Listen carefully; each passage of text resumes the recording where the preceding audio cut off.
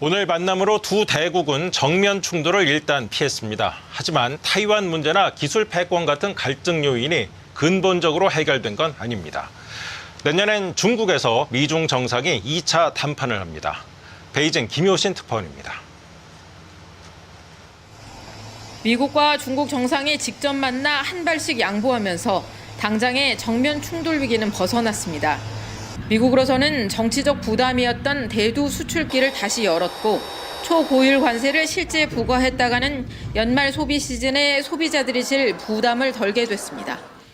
중국 역시 미국의 압박을 관리 가능한 수준으로 낮추고 희토류 통제를 통한 강력한 협상력을 확인했습니다. 다만 이번 미중 회담은 핵심 쟁점은 뒤로 미루고 상대적으로 합의가 쉬운 의제만 우선 논의한 자리였습니다. Now every year we'll renegotiate the deal, but I think the deal will go on for a long time, long beyond the year. We'll negotiate at the end of the year. 미중 관계 뇌관인 타이완 문제나 충돌 위기가 반복되어온 남중국해 이슈는 논의 테이블에 오르지 않았습니다. 인공지능과 반도체 등 첨단 기술 패권과 인권 문제까지 두 나라 간의 근본적인 갈등 요소도 여전합니다.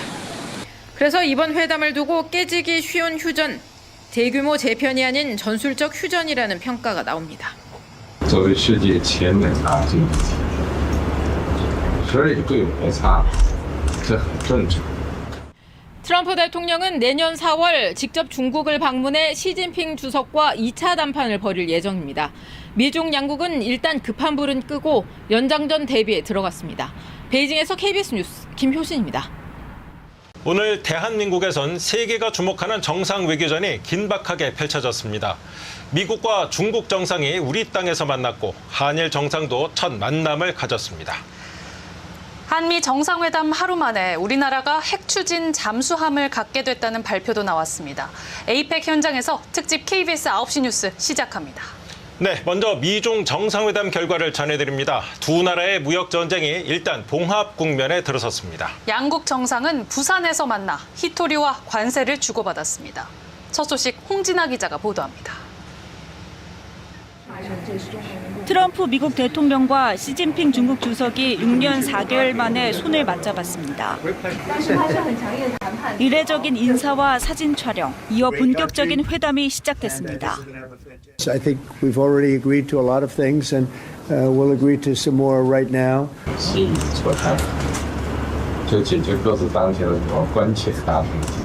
因为我们今天的会晤提供了比较 경제 참모들을 집중 배치한 1시간 40분간의 회담을 통해 두 정상은 각자가 당장 필요한 카드를 서로 주고받는 거래에 가까운 합의를 성사시켰습니다. 우선 미국은 중국산 제품 관세를 10%포인트 내리기로 했습니다. 미국이 합성 마약을 이유로 징벌적으로 부과했던 관세를 철회한 겁니다. 대신 중국은 희토류 수출 통제를 1년간 유예하고 미국산 대두도 다시 수입하기로 했습니다. 해운, 조선업 경쟁 속에 서로에게 부과해온 선박 입항 수수료도 두 나라 모두 유예하기로 했습니다. 트럼프 대통령은 회담 결과가 10점 만점에 12점이라고 했고 시 주석은 중국의 발전과 부흥이 트럼프 대통령의 미국을 다시 위대하게 목표와 상충하지 않는다고 밝혔습니다. 오늘 회담에선 중국 내 AI 칩 공급에 대한 논의가 있었지만 중국이 원하는 엔비디아의 고성능 칩에 대한 얘기는 제외됐습니다. 트럼프 대통령은 시 주석과의 회담을 끝으로 한국 일정을 마치고 미국으로 돌아갔습니다. KBS 뉴스 홍진아입니다. 세계가 주목해온 미중 정상회담이 오늘 부산에서 열렸습니다. 트럼프 미국 대통령은 중국 희토류와 미국산 대두, 대중국 관세 문제 등에서 합의를 이뤘다고 밝혔습니다. 홍진아 기자의 보도입니다. 트럼프 미국 대통령과 시진핑 중국 주석이 6년여 만에 다시 만났습니다.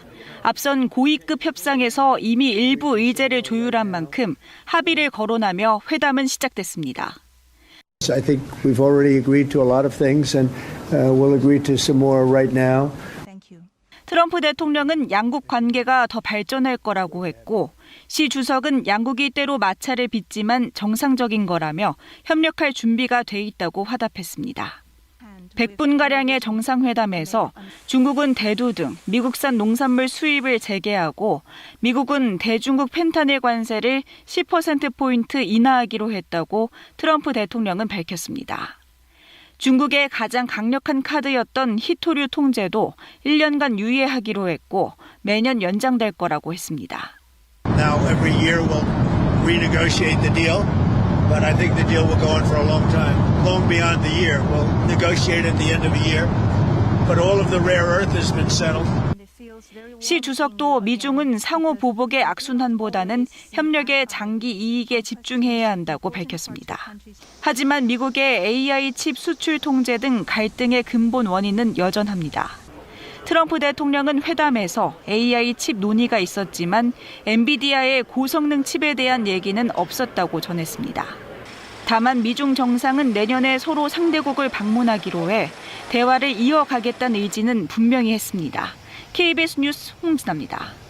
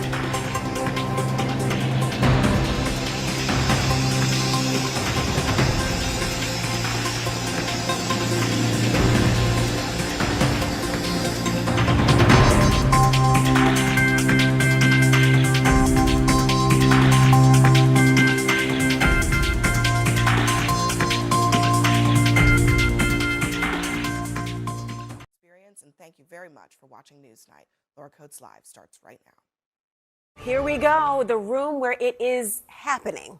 President Trump, President Xi, currently face-to-face neutral territory in South Korea. At stake is the fate of the trade war that has put the U.S. economy and, frankly, the entire world on a roller coaster ride that just doesn't seem to end. Not good indeed, because he has time on his side. Trump, not so much. Look at your calendars. In exactly 1 week from today, it's their turn. The United States Supreme Court to consider whether Trump's tariffs are even legal. And you can guarantee that Xi's team knows the date, knows the court, and is going to be paying attention. Welcome. This is a night we've all been waiting to see what's going to happen. I'm sure we'll get some readout shortly. But you have argued that Trump lost the trade war before we even saw that handshake tonight. Why? Well, look, I mean, for starters, Trump did have legitimate reasons to press China on trade, aside from the fact that China often does trade in ways that are illegitimate and unfair. I mean, the fentanyl issue, which Trump has emphasized, is very real. 250,000 Americans have died from overdoses over the last 4 years from fentanyl. From fentanyl. But the way he went about it ended up undermining his own power, his ability to bring about change. And, you know, in effect, Laura, he had his tariffs, which were somewhat weak for the legal reasons that you've mentioned and may be overturned. But he then induced Xi Jinping to weaponize the rare earth mineral exports that previously China has talked about weaponizing, has on rare occasions weaponized, but he really induced them to use that as a major part of their leverage, and it worked.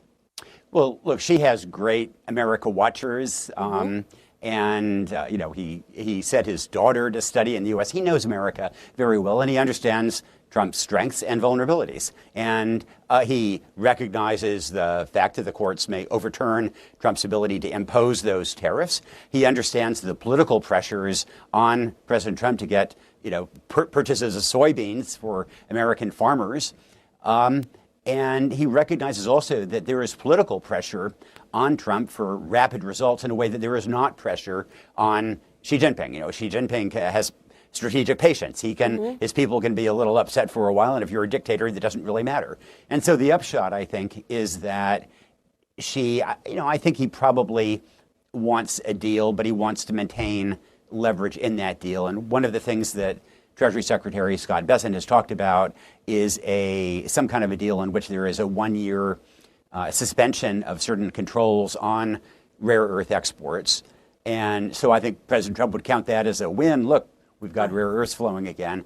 But to me, you know, boy, that just underscores that this sword of Damocles will be hanging over us, and it gives, you know, President Xi leverage over everything that we're going to be doing. Every time we talk about an arms sale to Taiwan or sending ships through the South China Sea, you know, some of those rare earths may slow down, and a few automobile factories in the U.S. might find that they can't get those parts. So